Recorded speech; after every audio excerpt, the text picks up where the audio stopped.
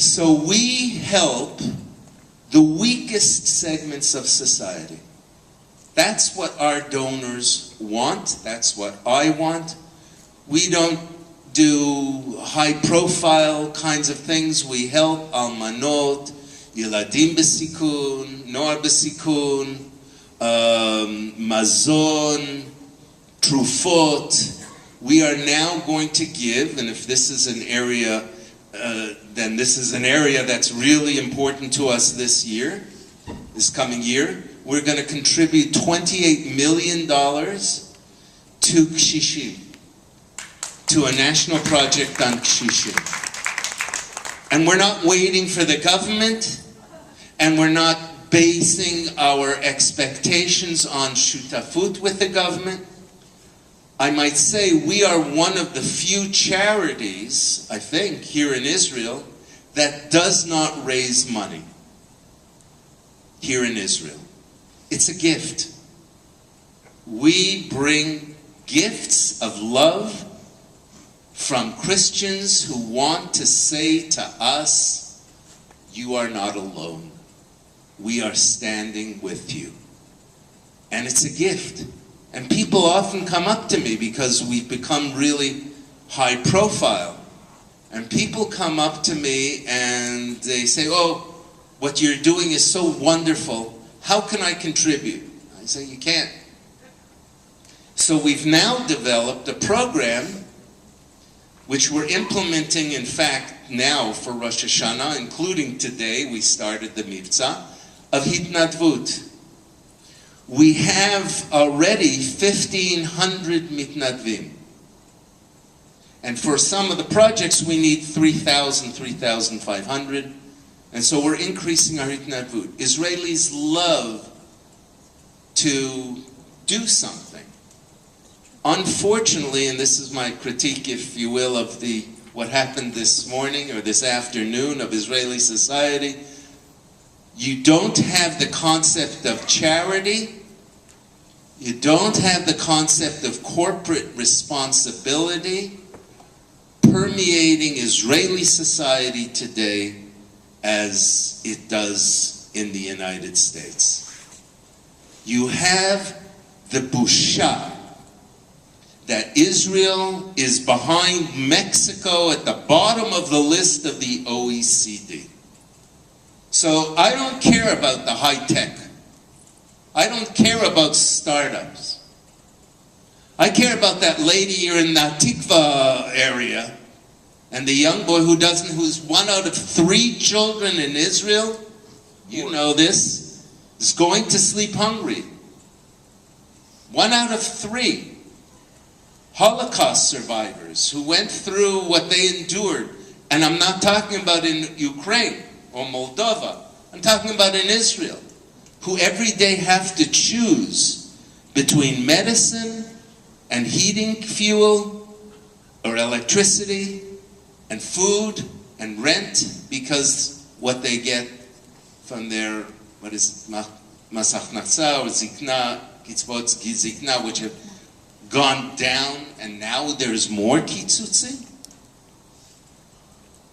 I can't deal. I came to the conclusion that I'm not going into politics, but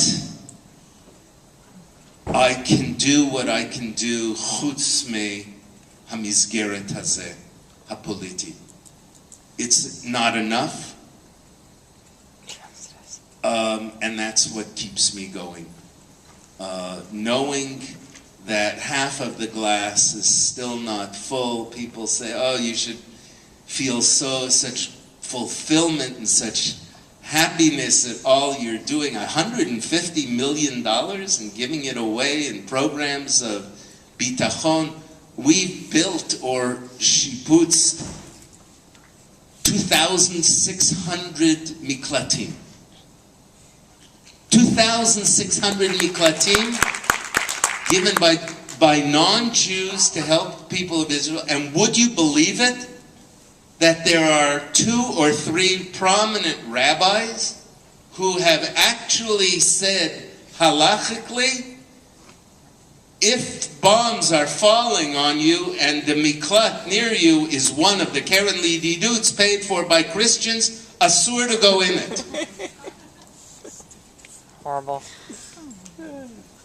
When I came to Israel 13 years ago, I said I was going to try to do what I can do. Not just to give away, but to change the society. And that's why I really think this program that you started is such an important one of understanding philanthropy, how to raise it, how people give it away. Now, I'm sure you heard different methods, because most of those were probably family foundations or corporate foundations. I don't have a foundation. It's called a Keren Lididut here in Israel, but we're called the International Fellowship of Christians and Jews. We're an organization. Every year I have to raise the money again. It's not like a Keren that has a certain amount of money or a foundation, a family foundation, where they have to spend 5% or 10% of their money every year. And so they have X amount of money that they have to give away, and the rest of the principal stays in there, and maybe they'll add to it, etc. I start with a zero balance every year, every January 1st, because our board, which is comprised of Christians and Jews, says our people are giving sacrificially, giving up their Starbucks coffee, and we get stories, thousands of stories a day of how kids who are teenagers who take babysitting money and accumulate it in order to help somebody. We're talking deep bonds. So it's not just techniques. Are you using the web correctly? Are you raising money from Facebook? Are you doing acquisition strategies and trying to get an ROI of 1 and then building on it? It's not just the strategies that raise money. It's relationships, and it's really believing in your vision. And in my case, it was have to machta leben, and it forced me to take different route. What I would say in close, because I didn't give you a chance to ask the questions that I think you wanted to, I'm hoping that I'm addressing some of the questions or themes that you would have me do. I obviously cannot tell you how to raise money from Christians. It's not a simple thing. There are a number of Jewish organizations that saw me growing in this place, growing to where we are, and are trying to duplicate it. But Jewish fundraising, and again, it's not in general, but much of it is manipulative. Forgive me for saying it. You're meeting with that person because you want a donation from them. You're taking them to lunch to pitch them. Do you know that we have 3 people in our Chicago office who all they do, every day, they come into the office, they open up the news, and they see if there's been a disaster somewhere. Oh, there was an earthquake in California. Oh, there was a mudslide in Dallas, Texas, that's in the news. We have a program that does a radius of 100 miles. We get a list of all the people, donors of ours, who are in the affected area. And then we have these 3 people going down the list and calling these people. Are you okay? Is there anything the rabbi can do, we can do for you? Anything, any prayers that you would like us to take to the wall? And inevitably, they will say something like, you know, I've never been called by, I support this group, I support that group. I've never been called with just a thank you. Are you going to ask me for more money? No. All we wanted to do was see, are you okay?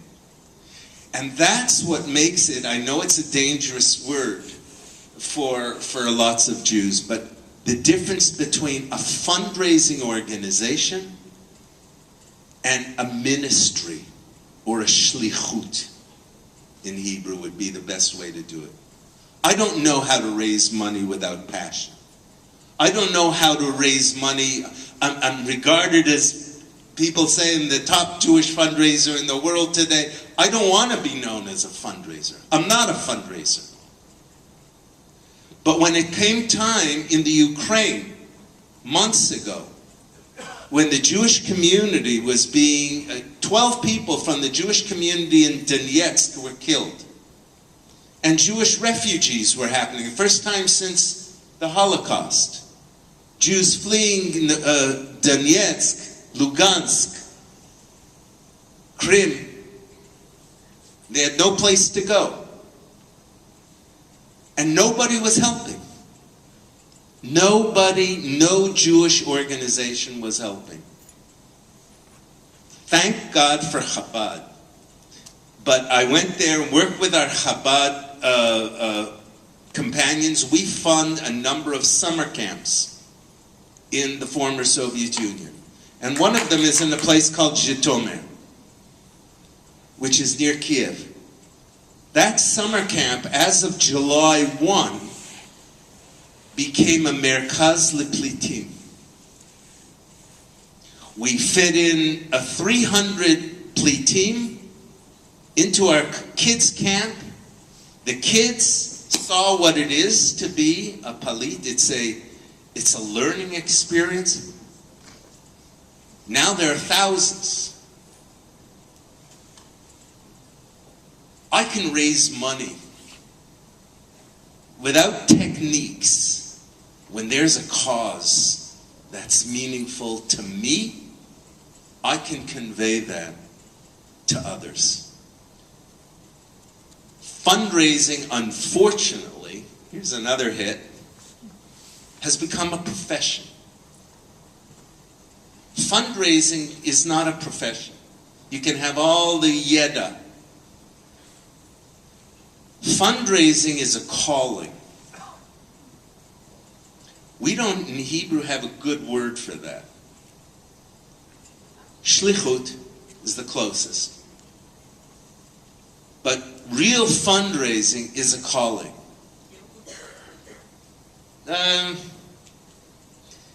I don't think there's any word as good as the word calling for that. And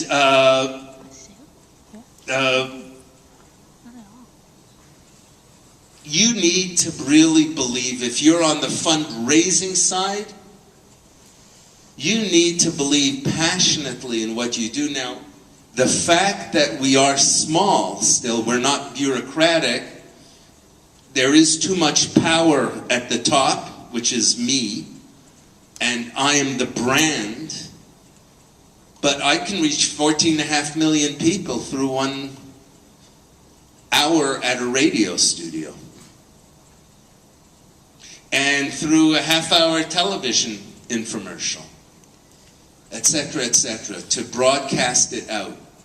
That's the derech, the technique that I do in fundraising in terms of giving it away. As I said, we are doing more on our own now, but we are still giving funds to 191 cities and to a number of organizations, especially in the Ethiopian area, where we continue to do. That's a strong calling for us, Aliyah and Klita. Anyhow, I'm sorry I spoke for so long, but see you.